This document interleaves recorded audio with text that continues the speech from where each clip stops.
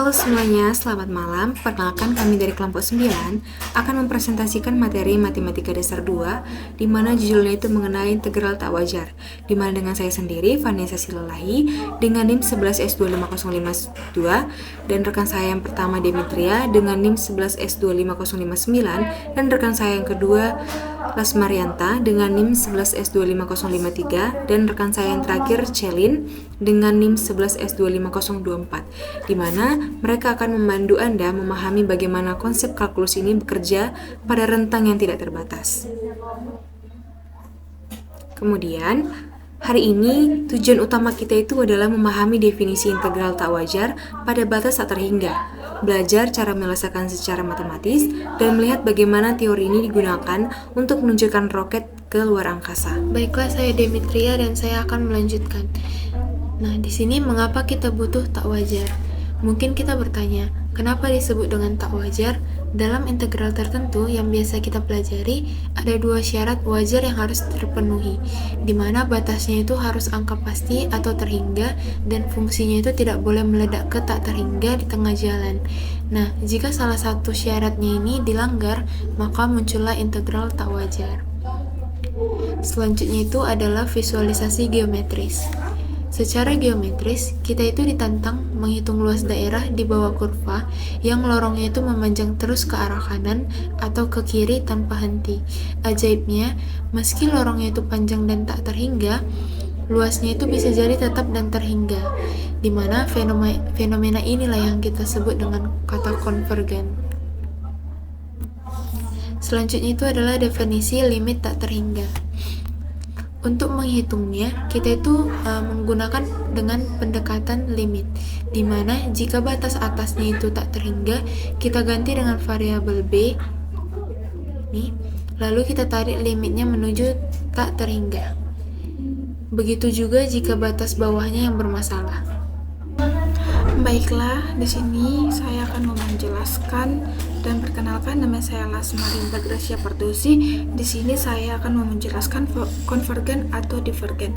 Hasil akhirnya ada dua kemungkinan. Konvergen jika limitnya menghasilkan angka pasti, artinya area tersebut memusat, atau divergen jika limitnya tidak ada atau hasilnya juga tak terhingga, artinya area terus membengkak. Selanjutnya saya akan menjelaskan contoh divergen. Nah, contoh kasus divergen yang menarik adalah fungsi sin x, karena gelombangnya naik turun selamanya, areanya tidak pernah menetap di satu angka. Secara matematis, limit kosinus di tak terhingga itu tidak ada, maka integralnya dikatakan divergen. Selanjutnya saya mau menjelaskan di bagian kedua limit tak terhingga. Nah, mari kita lihat langkah teknisnya pada contoh fungsi 1/x kuadrat. Kita ubah ke bentuk limit, integralkan menjadi min 1/x.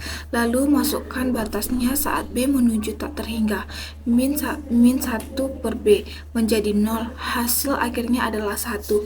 Jadi area lorong panjang tersebut tepat bernilai 1 satuan luas. Selanjutnya saya akan menjelaskan lanjutan dari materi yang sudah dijelaskan teman saya. Nama saya Celin Panjaitan dengan NIM 11S25024. Jadi pada slide ke-9 ini kita dapat melihat bagaimana jika kedua batasnya tak terhingga. Kita harus memecahkannya di satu titik, biasanya di 0. Kita harus mengingat seluruh integral hanya dianggap konvergen jika kedua pecahannya konvergen. Jika satu saja gagal, maka semuanya akan gagal. Nah, selanjutnya itu di sini ada penerapan nyatanya, yaitu di bidang kedirgantaraan untuk menghitung kerja yang dibutuhkan roket lepas dari gravitasi bumi hingga jarak tak terhingga. Fisikawan menggunakan integral tak wajar tipe 1. Ini berdasarkan hukum Newton. Nah, selanjutnya itu sebelum kami akan menutup presentasi dari penjelasan video kami, ada di sini berikut beberapa soal latihan untuk menguji pemahaman teman-teman. Coba tentukan mana yang konvergen dan mana yang divergen menggunakan langkah limit tadi. Demikianlah demikianlah presentasi dari kelompok 9. Semoga materi ini bermanfaat. Jika